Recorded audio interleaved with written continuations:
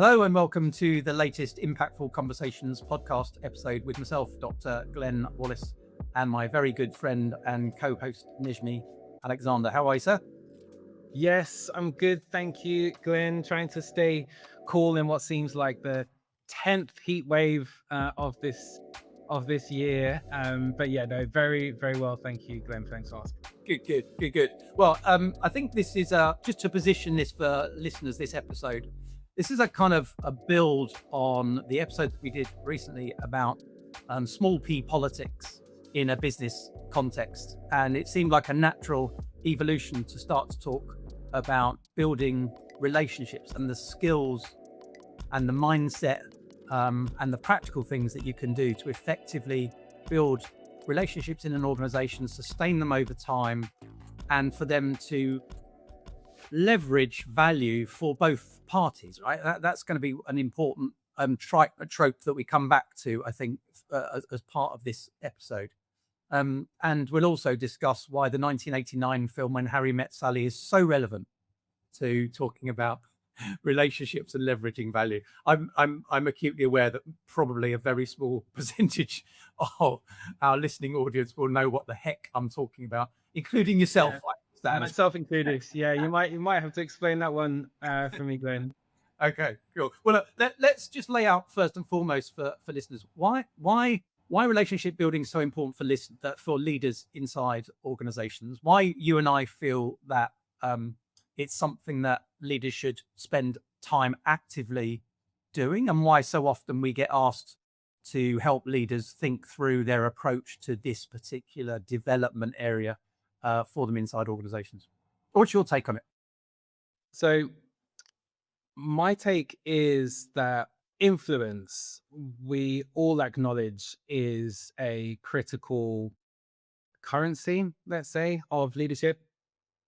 And relationship building, our skill around relationship building, our prioritization around it is the core driver, I would say, behind influence within an organization and also outside of it, right? And so I think often we can think about relationship building as a personality trait, as something that someone is either gifted at or not. It's a natural, aspect or quality that people have or not.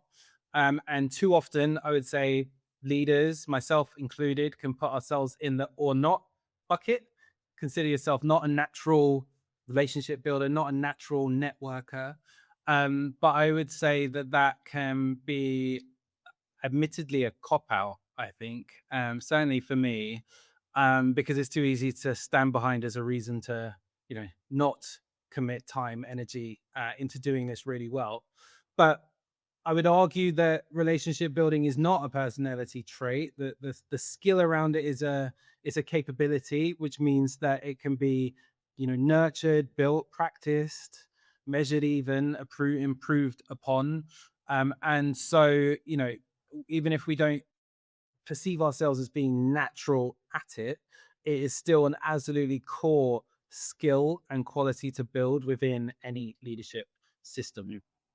Yeah, I agree with that. I think this is where something like the sort of psychometric labels that people ascribe to themselves or the organization might, you're an extrovert, you come out on this profiling tool as an extrovert, or you're a yellow person, whatever that means in terms of the kind of whole insights thing. The problem with that is it boxes people, or it can box people. And I think, to your point, if you hear that very often, and then maybe you've struggled a little bit with relationship building, you might go, well, it's not for me and I'm not a natural people person. I think, to your point, everybody can get better at it. You might start with a slight advantage because you like this kind of stuff, or you've, over time proven quite good at it. So you have a skill set there, but I think it's less definitive than, well, you're either going to be good at it because you're this kind of person versus that kind of person, to your point. And starting from that is really important. And I agree with you 100% that leaders who think they can get by without this are limiting their scope, I think. Simple as that. Yeah. Yeah, no, totally agree. And that's our aim over the next, 25 minutes or so. If we acknowledge that this is a skill or something that we can improve upon, let's demystify that a little bit and hopefully land at a few useful practical tools, tactics, ideas around how to build that muscle and build the skill that sits. Yeah, yeah. So how do people look? How do people we want leaders to start to look at this if we were going to give them some advice? So we've acknowledged that regardless of your starting, let's say, enthusiasm for this, whether you're already an enthusiast or not. And by the way, I think there are as many enthusiasts for relationship building who are actually not very good at it as those that would consider themselves not great. I think the problem is sometimes people who are very invested in relationship building actually can sometimes be seen as needy. There might be a different ways of looking at people in who are that side as much as those who are a bit reticent and don't want to reach out. So there's a mindset thing, there's a skill set thing. When we're talking to people about why and how to stay involved and how to start the olive branch of the first sort of starting building a relationship, what do you think leaders often get right in that space, and where do they often get that wrong? How might they do things better in that way? I think often we can place it, when I described earlier as placing ourselves in the or not category, I think often we can find ourselves arguing inwardly, arguing to ourselves that, oh, why prioritize this? Why, I've got everything else that's in front of me on my to-do list or in things that I'm measured upon. Like, why should I, prioritize staying in touch with people across the organization, other leaders across the organization that I don't have a direct interface with in my current priorities, or staying in touch with others that I've worked with across my career or had an impact on, when there's no obvious reason to go ahead and do that, right? And so we can argue that it's a time problem. I don't have enough, time to prioritize doing this stuff, or it's a discomfort problem. I don't want people to feel that I'm asking for something, or that I need to ask for something. And so we can categorize or argue that there's not a good enough reason to do this, right? To prioritize it. Yeah. So I'd argue it's a prioritization problem. That we've got, all of the things that are urgently on our plate. And so, prioritizing this idea of building relationships, investing in building relationships, especially when what we're talking about there involves delayed gratification, right? Yeah. There's no guarantee of payoff, of reciprocation. All of that makes it a bit of a hard sell. And so if you can't answer the why and the why now, Yeah. you won't do it. Right. So it's important to address that first. That actually, is there value in building relationships and continuing to keep the tap on, if you like, continue to keep the emotion in play around those core relationships, even when there isn't a direct reason to, a direct transaction to ask. I and actually the way that you've just described that literally is how I often look at, I think I said on the politics episode that we did, I don't mind, I'm actually okay at building rapport quickly, but I'm not so good at sustaining relationships over time. And the thing that you've just described is almost word for word the monologue that goes on in my head, which is, oh, there are so many people I need to keep in touch with, it's just a bit overwhelming. And I'm not sure the other people want me to keep in touch either. And there's all sorts of other bits of monologue that are going on, but it is the volume thing. It's just, I haven't got really very much to say at this point, and yet there are hundreds of people who I could and should probably try to keep in touch with, right? So that leads me on to, and I genuinely haven't thought about this until you've just said that, is one tool I've often shared with leaders, not my own tool, but a common one, is the stakeholder map. I'm sure you're familiar with it.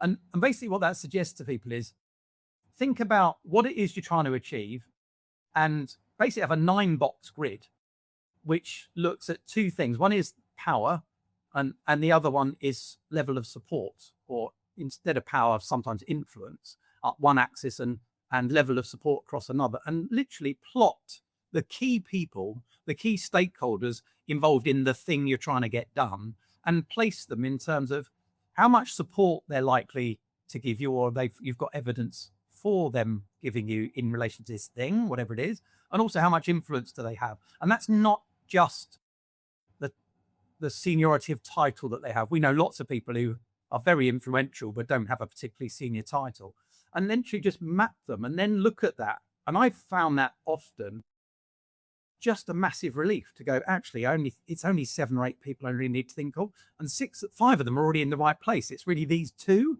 that I need to do some work on. And, how do I shift them along to that, ultimately into that top right box? It's a really good tool. I've used it with numerous leaders over the years just to help them kind of just go, whew, it's not such a big deal.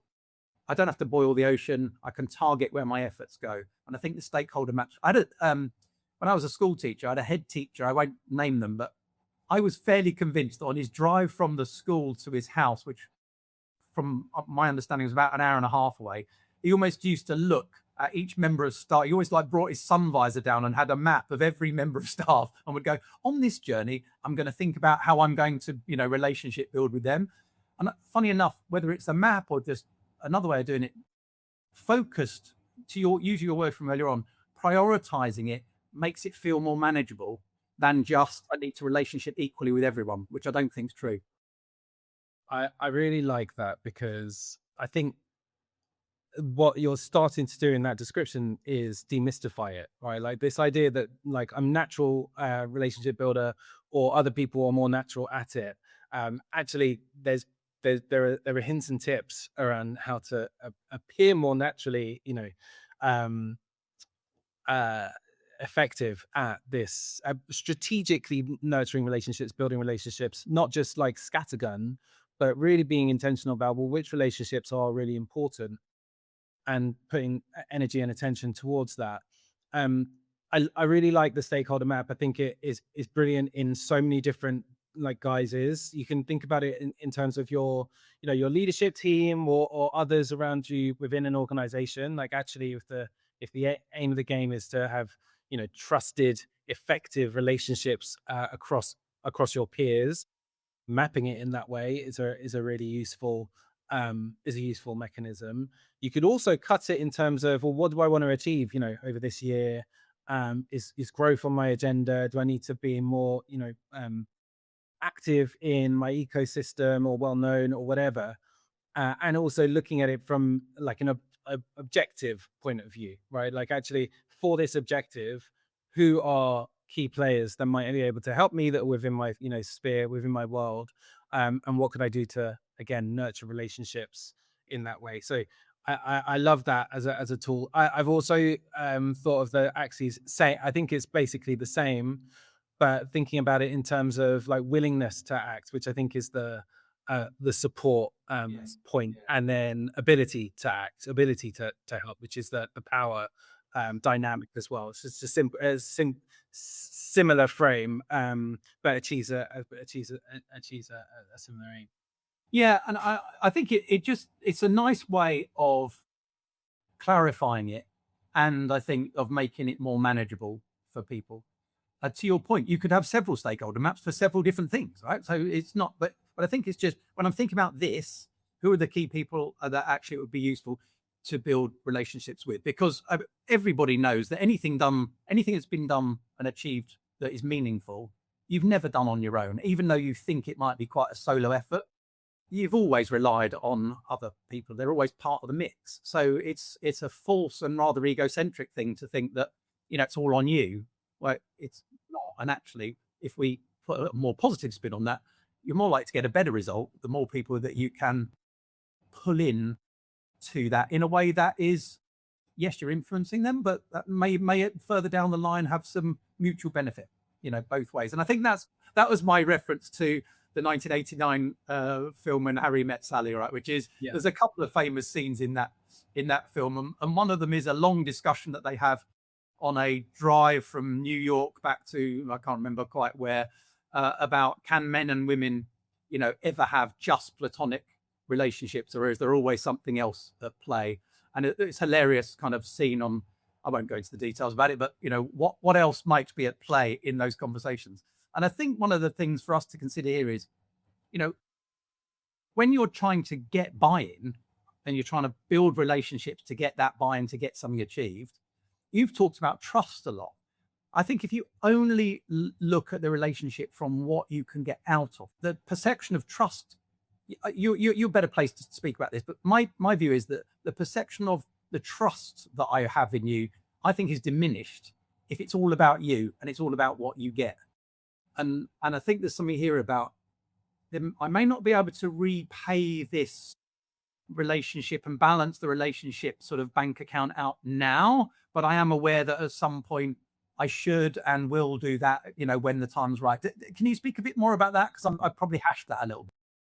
No, I think that's absolutely fair. I mean, if we just go back a step to the sort of stakeholder mapping idea, that helps to hone our minds on like solving the problem for like, where do I get started, right? Like there's so many different relationships that I could nurture. Like how do I prioritize on that? But then we come to the next blocker, which is more around, well, certainly with clients that I coach, there tends to be a sort of a mindset challenge around it, which is, I don't want to appear to be asking for anything. I don't want to, ask that of, people in my network or whatever.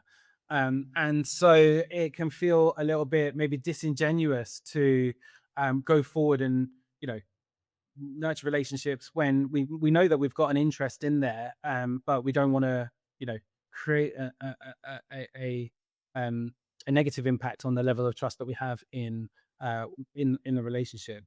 I've spoken about this a few times before. I think that was what you were sort of guiding on there, Glenn, which is the trust equation, right? So, borrowing from work from Charles Green, and I forget the co-author, which is not going to land me in good stead with said co-author, but in the book The Trusted Advisor, it talks about the trust equation, right? And actually this idea that being, again, self-interested in relationships is an eroder.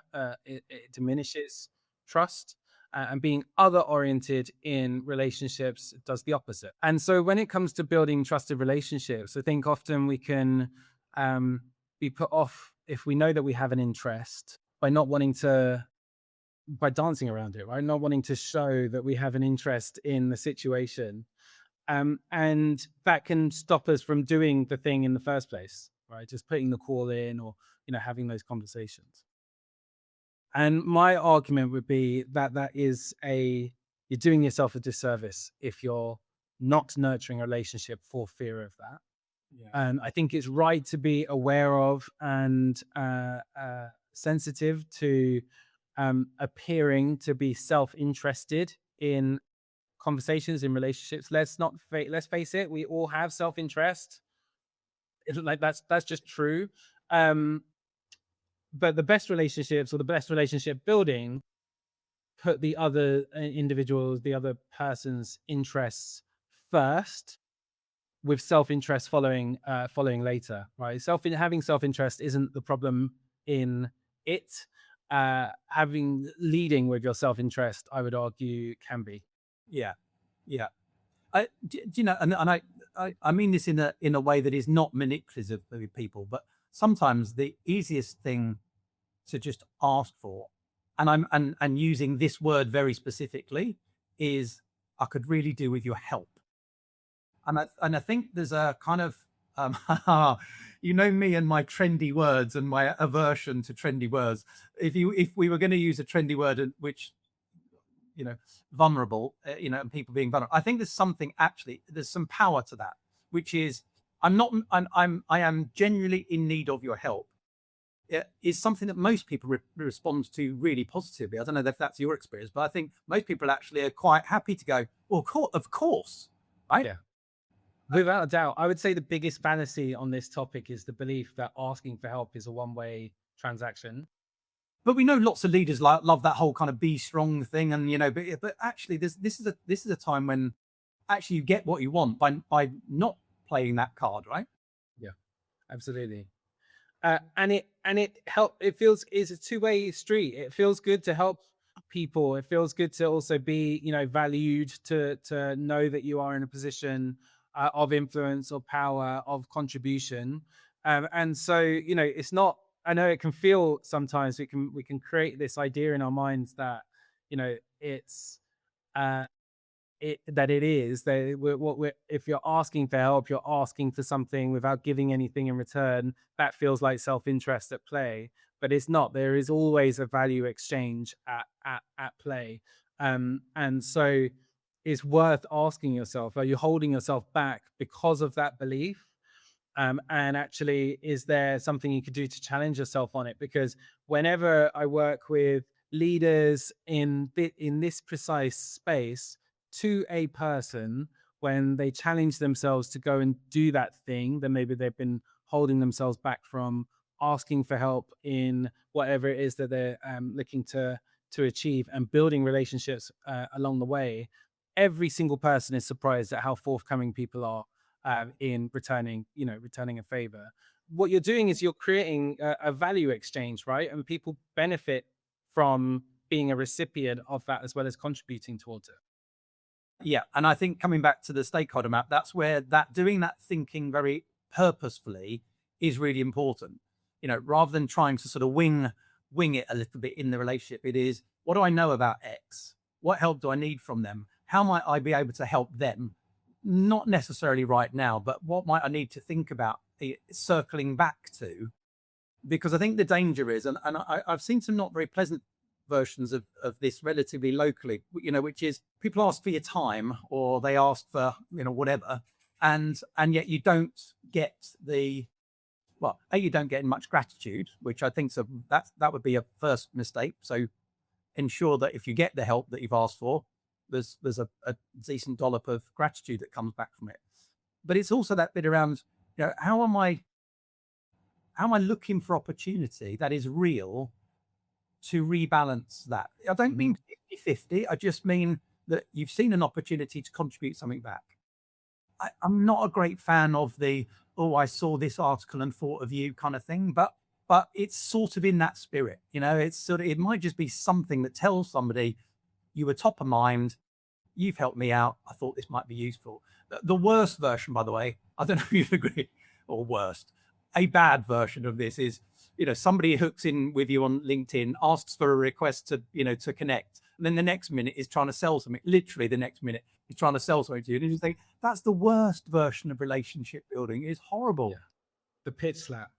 Yeah, right. Um, right. So because because it's not nurturing relationship, right? Like there's no exchange there. It's simply an ask. So a give with an ask is always going to be a bigger value exchange, a more appreciated and important one. Yeah, bit. Or more likely to be, reciprocated. I think around all of this, what I would say is people will often um, devalue what they can give in a situation if they know that there is an ask that they would like from an individual. So if A bit it's a more. connection, Interesting. well, often, so similar to the point I made a moment ago around, asking for help. There is a give in that because you're acknowledging someone's expertise, you're acknowledging someone's position, you're acknowledging the relationship that you already have established if you have established one, and so the opportunity for someone to feel valued, to share their insight or to help is also a give. Like we can assume that it's not because we know that there's an ask loaded to it, but actually there's value in that inherently.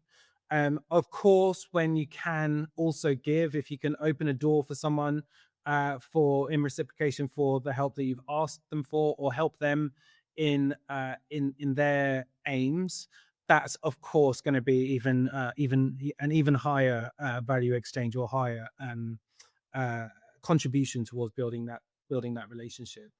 Um, and so important to be front-footed around all of this, right? If you're not creating opportunities for value to be exchanged for fear of it being sort of out of balance, then you're also opting not to Yeah. create opportunities where, like, you're opting not to build relationships which ultimately can benefit you and benefit the other party. Yeah, and I want to come on in a second just to something that I think we both have done some work on independently and a little bit of chat about together, which is repairing relationships when they've sort of gone wrong. But one of the things that just struck me as you were thinking is just how important it is to invest time in getting to know the people that you are seeking some help from and looking to build a relationship with.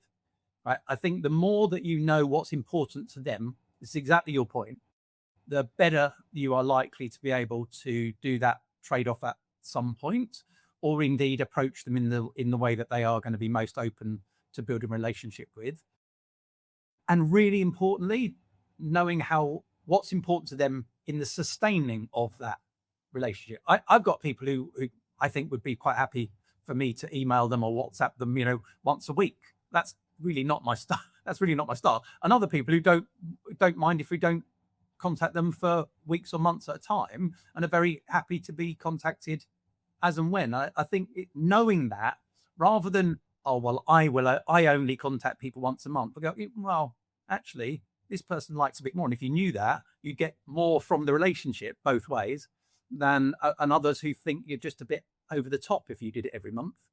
But to your point, I think this a really important takeaway for leaders is the more you know the people that you're trying to build relationships with, the stronger you're likely to be able to build that relationship both in the immediate term and then over the long term.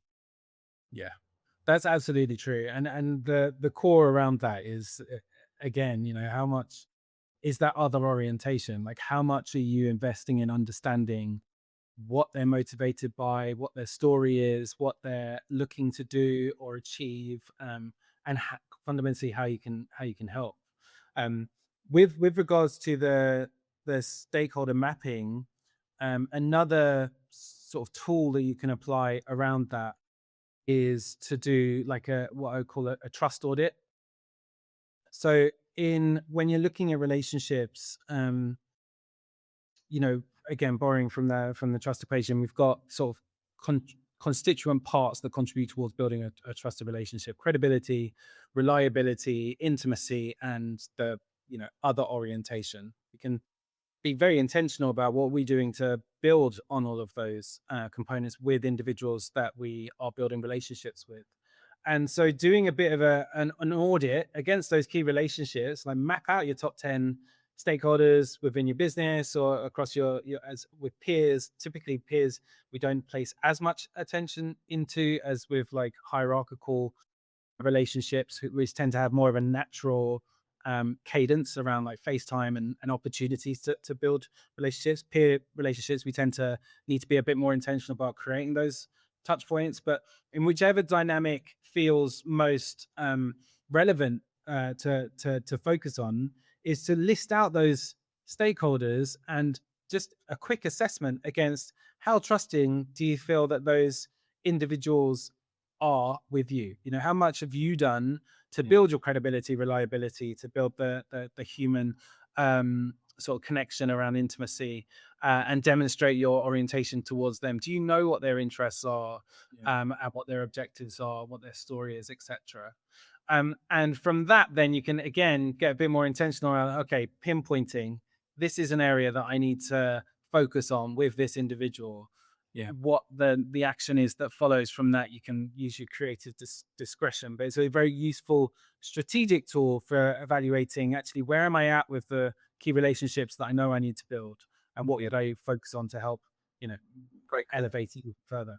Yeah, very cool. And again, it comes back to knowing the people that you're trying to build that trust with and deepen the relationship with. Right? Absolutely. And that's what the prompt around that thinking was: repair, right? Like, actually, if you it is in particular useful for thinking about, well, where are relationships not quite where you'd like them to be?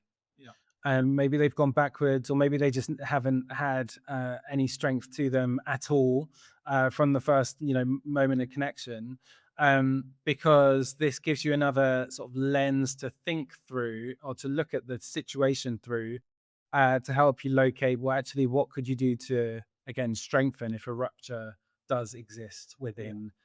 within this. Yeah, and there's a couple. That's an interesting word you've used there, because I think there are different versions of a weakened relationship, aren't there? There's a single moment rupture. One party's done something wrong and the relationship breaks down. We can think about that from a sort of marriage perspective. There's context like that, or in a working relationship where you've failed to deliver, or you've let somebody down, or you've done something that's out of order. There can be that moment of real rupture. And then there's a sort of slightly more insidious version, which is a sort of atrophy of a relationship. There's sort of it, and I it's a bit cheesy, but I think there is some nurturing of relation. People talk about nurturing of relationships as a key tool, and I think that is really what we're talking about in part here, which is know what you're trying to do, who can help, uh, what the state of the relationship is like, and how you can strengthen that relationship both here and now, either from scratch or developing one that's already existing. But really importantly, what are you doing to feed and water that relationship over time? I think that's the intimacy part of the trust relationship, right? Yeah, absolutely. And it might feel a little bit clunky of a suggestion, but I think it is an important one. That you can track and monitor it, right? Like if you know that you are less likely to prioritize it in the given week or month, but you also know that it's a really important part of leadership within your organization, influence, then it's very easy for these things to just drop off the list, right? You're not necessarily measured by the strength of relationships, not overtly. They don't sit within your objectives, probably. And so it just falls off the list of priorities. But you track your objectives, you track your budget. If you recognize that actually relationships are a currency within your leadership influence, within your the realm of what impact that you can have, then track that too, right? And actually have your own mechanism of staying on top of those strategic relationships. Not everyone that you've ever come across, but if you know that there's a handful of people that you would benefit from keeping those relationships strong, keeping that connective tissue in place, then track it, right? Keep a log. Cool. That's a really good call. And it leads me to a question, which is, what's your view on the importance of in-person relationship building as part of the mix? And maybe speak to that in relation specifically to the intimacy piece. And do you think in person, or at least some element of in person, impact the trust part because there's a interpersonal warmth that you can't get over Teams, Zoom, something like that? And I don't mean that as a loaded. I mean that. What is your view on it? Yeah, I mean, we're social beings, and you cannot, I don't think, overlook the importance of face-to-face connection, the things that you can read in those moments, the honesty that you can feel in those moments. I don't think they can be um, superseded or by remote connection. I think that's just true, but that's not to say that you can't build intimate relationships through a geographically spread context, or through a camera, or through these kind of four walls. Absolutely it can, but you the core of the issue remains the same. You need to prioritize it, right? Like, actually, if all of the connections that you have with the important relationships that you have are like operational at their core and focused on doing the work rather than connecting with the human, or building the relationship, mutual value exchange, then it will be difficult to build those relationships in the same way. I think that's the benefit of face to face is it creates a bit more space for those opportunities to show themselves. Yeah. Yeah, I agree. I think there's, yeah, the thing that I would add to your word of caution is don't use that as an excuse not to do the relationship building over, I can't create time to meet you in person. Maybe you're in a global, geographically dispersed kind of organization.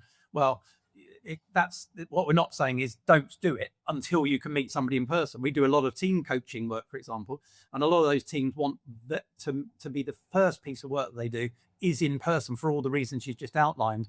But they're very happy then for the rest of those team coaching sessions to be virtual. But there is something about at least having that sort of eyeball to eyeball, pressing the flesh kind of moment, as you're shaking hands with people that you may never not have had the opportunity to do that with. I think it is important. Okay, look, I'm just mindful of time. What would you suggest to a busy leader who is listening to this and thinks, okay, from next week I'm going to try and get better at this. What am I going to do on Monday? That would be a really good first step to start to deepen, strengthen, be better at relationship building. I mean, I would say do the audit on any of the levels that we've described, whether it's just locating the right stakeholder, whether it's like identifying where the relationship is today against those categories of trust. Do that and locate a relationship that you want to strengthen and prioritize doing something about that over the next week. Like locate an idea that you can do to recreate connection or build more trust in that or strengthen that connection. Because these things don't happen by themselves, and we've walked through a bunch of tools or ideas to help create a prompt for it, but all of that is useful conversation, but without action doesn't create the stronger relationship. So that would be what I would prioritize. Yeah, and I think we often talk about want the content of this podcast to have positive impact for people, and I think that's all your approach there would be great. Just to offer a slightly different one, I guess I would look at where do you on it if you look at where you could really benefit from some help. Who do you know that would respect the fact that you're going to them and asking very overtly for their help with something, and work out how to do that in a way that doesn't diminish you in any way, help maintains your position, if you like, and maintains the relationship. It's not like a simpering, groveling kind of thing. It's just, look, I've got this thing and we could really do with your help to make it go faster, be better, whatever it is, and do that genuinely. And to your point from earlier on, Nejmi, I think people might be very surprised at how positively people respond to being approached in that way. So hopefully those two things might help. But as you said, lots of tools, lots of things that leaders can think about to help them build relationships across this episode. And I hope people have found it really helpful. Brilliant. Awesome. Okay, until the next one then.